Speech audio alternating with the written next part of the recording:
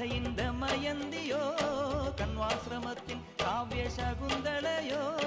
ഒമർ ഖയാമിൻ കവിത തുളുമ്പുന്ന മധുപാത്രമോ മനോരഞ്ജിനി സുരാംഗനി സൂപ്പർ സുരസുന്ദരി